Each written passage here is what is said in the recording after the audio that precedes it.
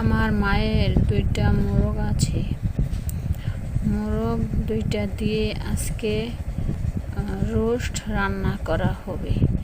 আজকের রোস্ট অনেক মজা হয়েছে। হালুম হালুম।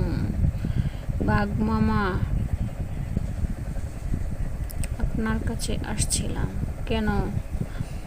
আমি একটু শিকারে যাব, তাই। ও নাকি? তাহলে আমার বাচ্চাদেরকে একটু দেখাশোনা করে রাখবেন। ঠিক আছে, রাখবো। তুমি কোনো চিন্তা করবে না। তোমার ছেলেদেরকে আমি ভালোভাবে। আচ্ছা ঠিক আছে, তাহলে আমি গেলাম। ঠিক আছে, যাও। ভালোই হয়েছে। আজকে আমি খাবো খুব মজা করে। তা 2টাকে তো খাওয়া যাবে না, একটাকে খাবো আর একটাকে ফিরিয়ে দেব। আরেকটা শিয়ালকে সিংহ বলতেছে, দেখছস কি কায়দাটা করছে বাঘ। একটা বাচ্চাকে খেয়ে ফেললাম। যাক, পেটটা অনেক শান্তি হলো। শিয়াল মামা, আমার ছেলেরা কই? এই তো। আরেকজন কোথায়? কেন তোমার পিছন তো চলে গেল? আমি মনে করলাম শিকারে গেছে। তোমার সাথে তো গেল না, আমার সাথে গেল। তাহলে আমাকে বললেন না? আমার বাচ্চা কোথায়? কোথায় গেছে আমি কিভাবে বলবো? আল্লাহ, সব দোষ আমার নাকি? আমার ছেলেকে এখন আমি কোথায় খুঁজে পাবো? কি করব আল্লাহ জানে।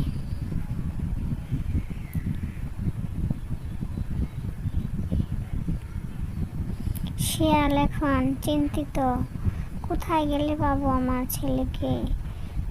আল্লাহ, আমার কান্না করা ছাড়া আর কোনো উপায় নাই। এক সময় এক ছাগল বন্ধু আসছে, এসে বলতেছে, শিয়াল বন্ধু, তোমার কি হয়েছে? আর বলো না, আমার 2টা ছেলে ছিল, একটা ছেলে খুঁজে পাচ্ছি না। বাঘ মামার কাছে রেখে গিয়েছিলাম, এখন কি করছে আল্লাহ জানে। ও তাই নাকি? ওটা তোমার ছেলে ছিল? আমি তো জানতাম না। আমি দেখেছি বাঘ মামা খেয়ে ফেলেছে। আমি তো মনে করেছিলাম অন্য কারো বাচ্চা। না, ওটা আমার ছেলে ছিল। এখন কি করা যায়? কি বুদ্ধি করা যায়? আমাকে একটা বুদ্ধি দাও তো ছাগল বন্ধু। আচ্ছা ঠিক আছে, তোমাকে আমি একটা বুদ্ধি দিতেছি, শোনো। খরগোশের। হ্যাঁ বলো, কি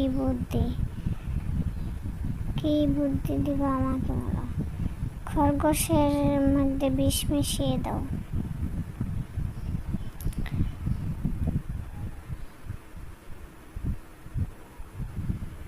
তারপর কয়েকদিন পর একটা খরগোশ ধরে ওই খরগোশের মধ্যে বিষ মিশিয়ে বাঘ মামার কাছে নিয়ে যায়।